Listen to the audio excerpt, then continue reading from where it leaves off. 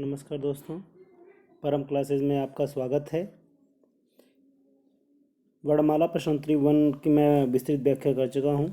अभी ये जो है वर्णमाला प्रश्नोत्तरी 2 है, जिसमें प्रश्न नंबर 21 है, स्पर्श व्यंजन कितने होते हैं। स्पर्श व्यंजन की बात करें तो स्पर्श व्यंजनों की संख्या कितनी होती है?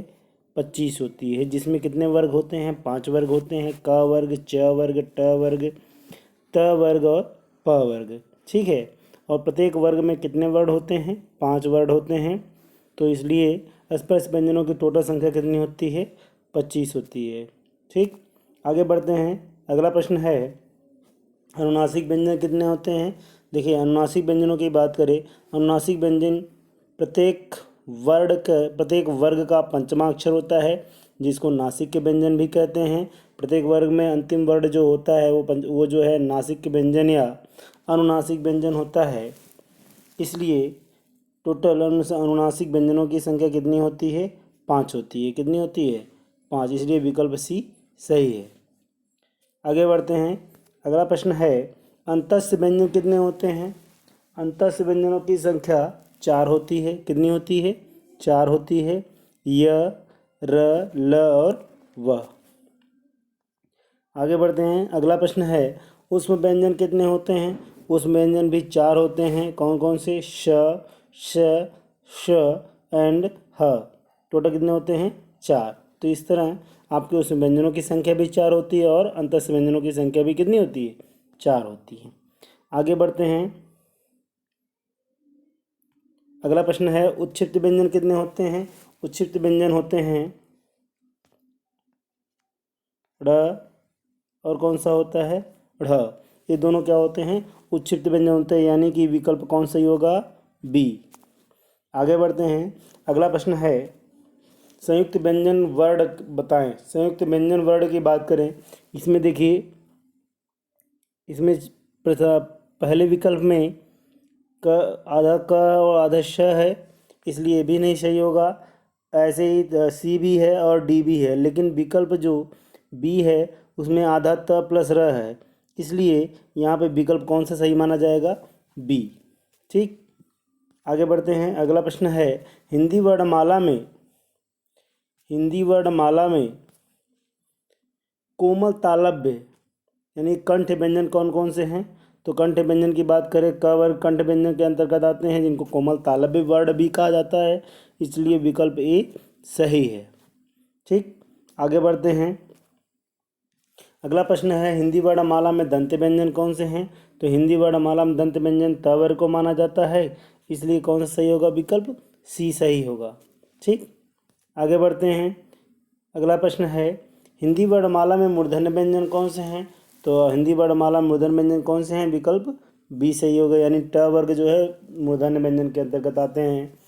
ठीक, इसमें एक र भी होता है। क्या होता है? र भी क्या होता है? मूर्धन्य होता है। आगे बढ़ते हैं। अगला प्रश्न है, हिंदी वर्णमाला में ओष्ठ व्यंजन कौन सा है? ओष्ठ व्यंजन यानी जो वे वर्ड जो ओठ की सहायता से बोले जाते हैं उनको ओष्ठ वर्ड कहते हैं, और प वर्ग जो है ओष्ठ वर्ड के अंतर्गत आते हैं। ओष्ठ के उच्चारण स्थान इसका होता है, इसलिए विकल्प कौन सही होगा? ए सही होगा। ठीक, आगे बढ़ते हैं।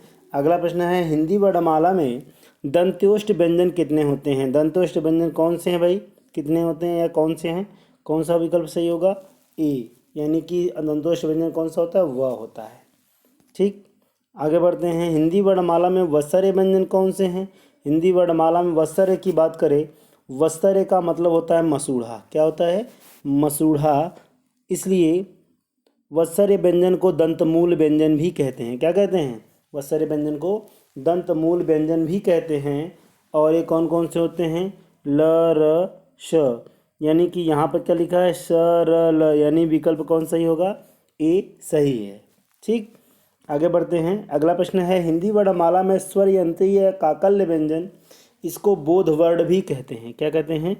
बोध वर्ण भी कहते हैं। किसको? विकल्प डी में जो ह है इसको क्या कहते हैं? स्वरयंत्रीय काकल्य या बोध वर्ण भी कहते हैं, इसलिए विकल्प कौन सही है? डी सही है। आगे बढ़ते हैं। अगला प्रश्न है, निम्न में अर्धस्वर व्यंजन कौन सा है? अर्धस्वर य और व को माना जाता है। अर्धस्वर किसको माना जाता है? य और व को। र जो है लुंठित या प्रकंपित व्यंजन होता है, जबकि ल क्या होता है? पार्श्विक व्यंजन होता है। आगे बढ़ते हैं। अगला प्रश्न है, निम्न में लुंठित व्यंजन कौन सा? अभी मैंने बताया कि कौन सा सही होगा, बी यानी र सही है। ठीक, इसको लुंठित को और क्या कहते हैं? प्रकंपित या कंपित व्यंजन भी कहते हैं। आगे बढ़ते हैं। अगला प्रश्न है, निम्न में पार्श्विक व्यंजन कौन सा है? तो निम्न में पार्श्विक व्यंजन कौन सा होगा? ल। ल क्या है? पार्श्विक व्यंजन है, इसलिए विकल्प कौन सही माना जाएगा? डी। आगे बढ़ते हैं। अगला प्रश्न है, निम्न में नासिक के व्यंजन कौन सा है?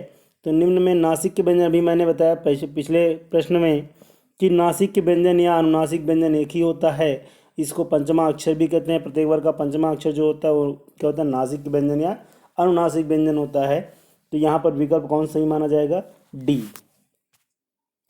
आगे बढ़ते हैं। अगला प्रश्न है, हिंदी के वे कौन से व्यंजन हैं जिन्हें वर्णों का उच्चारण करते समय श्वास हवा गले निकलते समय स्वतंत्र रूप से कंपन पैदा करती है?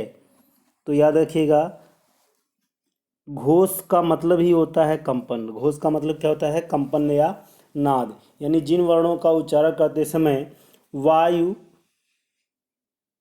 क्या करे? निकलते समय कंपन करे, तो उसे कौन सा वर्ण कहेंगे? उसे क्या, कौन सी ध्वनि कहेंगे? तो घोष ध्वनि या सघोष ध्वनि। इसलिए विकल्प कौन सा सही माना जाएगा? डी। ठीक, आगे बढ़ते हैं। अगला प्रश्न है, जिन व्यंजन वर्णों के उच्चारण में मुख से कम श्वास निकलती है उन्हें क्या कहते हैं? जिन वर्णों के उच्चारण करते समय मुख से कम श्वास निकलेगी उसे क्या कहेंगे? अल्प प्राण व्यंजन। प्राण का मतलब क्या होता है? तो प्राण का मतलब होता है, प्राण का मतलब वायु होता है। क्या होता है? प्राण का मतलब वायु होता है। इसलिए यहाँ पे अल्प की बात की गई है। कम मुख से क्या निकलती है? कम श्वास निकलती है। कम का मतलब कि कौन सा? अल्प। इसलिए यहाँ पर कौन सही माना जाएगा? विकल्प बी सही होगा। अगर ज़्यादा हवा निकलेगी तो उसमें क्या माना जाएगा? महाप्राण व्यंजन। आगे बढ़ते हैं। अगला प्रश्न है, निम्न में स्पर्श संघर्षी व्यंजन कौन सा है? तो स्पर्श संघर्षी व्यंजन इसमें से कौन सा होगा? च छ ज झ इया, ये क्या है? स्पर्श संघर्षी व्यंजन है। कौन से व्यंजन है? स्पर्श संघर्षी व्यंजन है। ठीक, आगे बढ़ते हैं। अगला प्रश्न है, संघर्षी व्यंजन कौन से हैं? तो उसमें व्यंजन एवं ख फ ज, ये क्या है? संघर्षी व्यंजन है। ठीक, उस व्यंजन को संघर्षी व्यंजन भी कहते हैं। और कौन कौन से होते हैं? श श श ह। इसके अलावा ख फ ज जो आगत व्यंजन हैं। आगे बढ़ते हैं। अगला प्रश्न है, निम्न में से ओष्ठ ध्वनि कौन सी है? तो निम्न में से ओष्ठ ध्वनि कौन सी होगी? फ। कौन सी होगी? फ क्या है? ओष्ठ ध्वनि है। ठीक, आगे बढ़ते हैं। जिन शब्दों के अंत में अ आता है उन्हें क्या कहते हैं? उन्हें अकारांत कहते हैं। उन्हें क्या कहते हैं? अकारांत कहते हैं। अनुस्वार जो होता है किसी भी वर्ड के ऊपर लगा बिंदु क्या कहलाता है? अनुस्वार कहलाता है। अयोगवाह वर्ड वे वर्ड होते हैं जो किसी से योग किए बिना अपना अर्थ स्वयं वहन करते हैं, उन्हें अयोगवाह कहते हैं। अयोगवाह दो होते हैं, अंग और अह। ये दोनों क्या होते हैं? अयोगवाह होते हैं। अंतस्य व्यंजन यानी जिन वर्णों का उच्चारण करते समय वायु अंदर ही रह जाए उन्हें अंतस्य व्यंजन कहते हैं, जैसे य र ल और व। ठीक, आगे बढ़ते हैं। अगला प्रश्न है, निम्न में से कौन सा वर्ण घोष है? याद रखिएगा, प्रत्येक वर्ग का तीसरा चौथा पांचवा वर्ण घोष या सघोष होता है। इसके अलावा अंतस्य व्यंजन और ह क्या होते हैं? घोष वर्ण होते हैं। इसलिए यहाँ पर तीसरा वर्ण कौन सा है? द। इसलिए विकल्प सी सही होगा। आगे बढ़ते हैं। अगला प्रश्न है, ओ अ वर्ण क्या कहलाते हैं? तो ओ और अ वर्ण क्या कहलाते हैं? कंठस्थ कहलाते हैं। कंठ तालव्य कहलाते हैं, ए एंड ए। ठीक है, आगे बढ़ते हैं। अगला प्रश्न है, हिंदी शब्दकोश में छः का क्रम किस वर्ण के बाद आता है?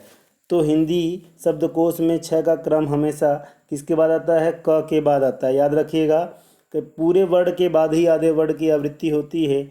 इसीलिए जब हम छः की बात करें, छः कैसे लिखा जाता है? आधा क और प्लस श। इसलिए यहाँ पर आधे क के अनुसार यानी क के बाद आधा आधा क आता है, इसलिए विकल्प कौन सा सही होगा? ए सही होगा। यानी 6 का क्रम किसके बाद आता है? क के बाद आता है। आगे बढ़ते हैं। अगला प्रश्न है, घ का उच्चारण स्थान कौन सा है? तो घ का उच्चारण स्थान क्या है? कंठ है। ठीक। अगला प्रश्न है, ब वर्ड क्या कहलाते हैं? तो ब वर्ड क्या कहलाता है? ओष्ठ कहलाता है। यानी कि प वर्ग के जितने भी वर्ड होते हैं उनका उच्चारण स्थान क्या होता है? ओष्ठ होता है, इसीलिए उनको ओष्ठ वर्ड भी कहते हैं। ठीक। आगे बढ़ते हैं। अगला प्रश्न है, निम्न में से किसे हिंदी की मानक वर्णमाला में स्थान नहीं दिया गया है? तो री को नहीं दिया, क्योंकि ये संस्कृत वर्णमाला में दिया गया है लेकिन हिंदी वर्णमाला में नहीं दिया गया, इसलिए विकल्प ए सही है। आगे बढ़ते हैं। अगला प्रश्न है, निम्न में से नासिक के व्यंजन कौन सा है? तो अब मैंने बताया हुआ है, नासिक के व्यंजन प्रत्येक वर्ग का पंचमा अक्षर होता है। तो यहाँ पर पंचमा अक्षर कौन सा है? इया। क्या है? इया है पंचमा अक्षर, इसलिए विकल्प कौन सा ही माना जाएगा? बी। धन्यवाद दोस्तों, मिलते हैं अगले वीडियो में, तब तक के लिए नमस्कार।